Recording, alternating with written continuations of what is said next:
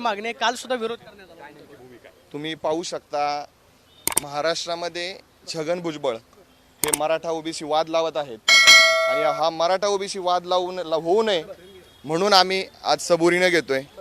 ही आमची स्वराज्याची गाडी, ही भुजबळांची गाडी फोडायला वेळ लागत नाही, पण महाराष्ट्रातलं जातीय राजकारण दूषित होऊ नये म्हणून स्वराज्य संघटनेच्या वतीनं आम्ही शांततेचा निर्वाणीचा इशारा भुजबळांना आणि ओबीसी नेत्यांना देतोय.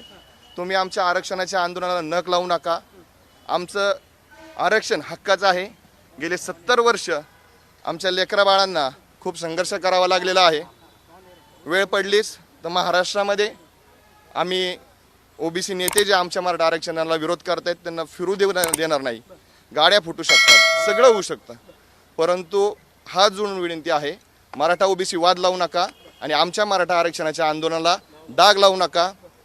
स्वराज्य संघटनेचा सरचिटणीस या नात्याने मी स्वतः धनंजय जाधव सर्व ओबीसी नेत्यांना विनंती करतोय, मराठा ओबीसी वाद लावू नका, आमच्या हक्काचा आम्हाला मिळू द्या, एवढीच विनंती आहे. छगन भुजबळांना भेटावं हा विषयच नाहीये.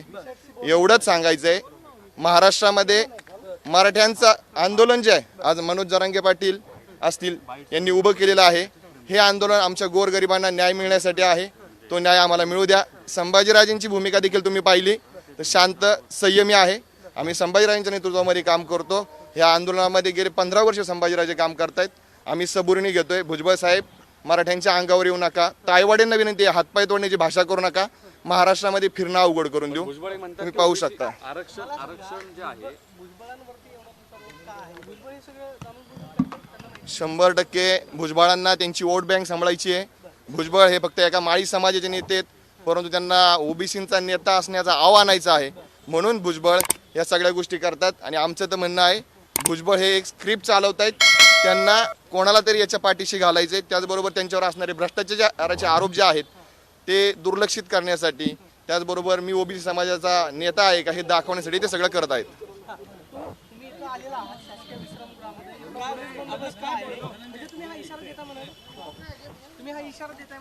इशारा म्हणजे इशारा राहिलाच नाही हो साहेब. गाडी माझ्या हाताच्या अंतरावर आहे. गाडी 2 मिनिटात फुटू शकते, सगळं होऊ शकतं. फक्त ओबीसी मराठा वाद लागू नये. शाहू महाराजांच्या विचारांना चालणारा हा महाराष्ट्र आहे. आम्ही शाहू महाराजांचं जर नाव घेतो, शिवाजी महाराजांचं नाव घेतो, तर आम्ही वाद लागेल असं कृत्य केलं नाही पाहिजे असं आम्हाला वाटतं. संभाजी महाराज देखील आम्हाला सांगतात अशा पद्धतीनं कायदा सुव्यवस्था डासळा असं कृत्य आपण करू नये म्हणून आम्ही शांत आहोत. पण भुजबळ तायवाडे यांच्यासारखी लोक जर हाताबाहेर गेली तर खळखट्याक व्हायला म्हणा किंवा यांना महाराष्ट्रात फिरू द्यायला वेळ लागणार नाही. एक समाज जरी एक समाजाने 4 पावलं मागे घेणं वाटत नाही का? मग आम्ही मागच घेतलंय ना 4 पावलं. आज मी शांत आहे. स्वराज्य संघटना आमची त्यांना सांगते की तुम्ही सबुरीने घ्या, पण जर ते सबुरीने घेणार नसतील तर 4 पावलं 70 वर्ष मागे घेतलीत. आज पण तुमच्या समोर ती गाडी असताना आम्ही माघार घेतलेली आहे. सगळ्या गोष्टी झाल्यात. वारंवार विनंती आहे भुजबळ साहेब, मराठा समाजाच्या आरक्षणाच्या आंदोलनाला, मनोज जरांगे पाटलांच्या आंदोलनाला तुम्ही नख लावण्याचं काम करू नका, अन्यथा महाराष्ट्रामध्ये तुम्हाला फिरू देणं आम्ही अवघड करू. आणि हे तुमच्या गाडीपाशी येऊन सांगितलंय, तुम्ही बसलाय तिथं येऊन सांगितलं, एवढं लक्षात घ्या. धन्यवाद.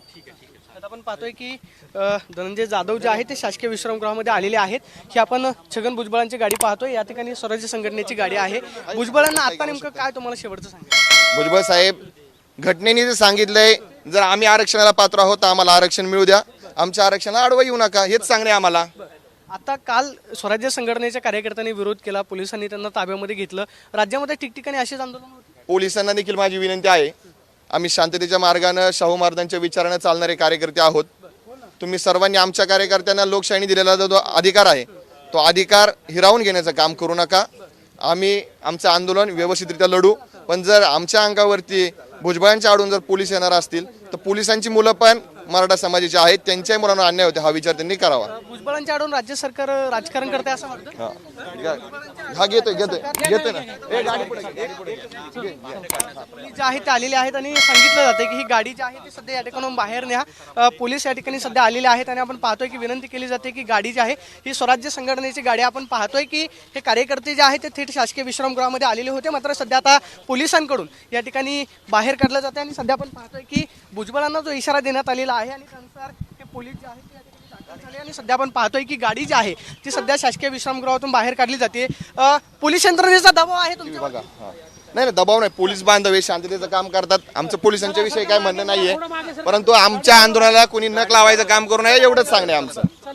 पाहतोय की सध्या धनंजय जाधव हे शासकीय विश्रामगृहामध्ये आलेले होते, मात्र सध्या आपण पाहतोय की स्वराज्य संघटनेची ही गाडी जी आहे ती सध्या या ठिकाणी शासकीय विश्रामगृहातून बाहेर काढलेली आहे आणि धनंजय जाधव यांना सध्या या ठिकाणी कायदा सुव्यवस्था व्यवस्थित राहावं, महाराष्ट्रामध्ये ओबीसी मराठा वाद लागू नये हाच संभाजीराजेंचा स्टान्स आहे.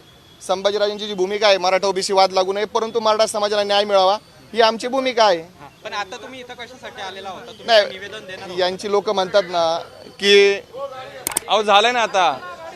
भुजबळ किंवा तायवाडे म्हणतात की आम्ही मराठा नेत्यांना दाखवू, मराठा समाजाच्या नेत्यांचे हातपाय तोडू. आम्ही तुमच्या गाडीपर्यंत आलो, आम्ही तुम्ही राहिलाय त्या ठिकाणी आलो.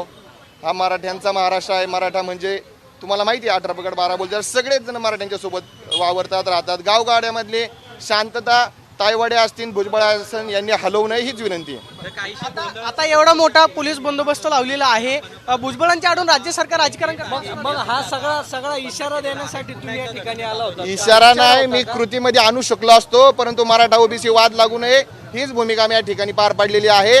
या महाराष्ट्रामध्ये कोणी शिवाजी महाराजांच्या शाहू महाराजांच्या समतेच्या नावानं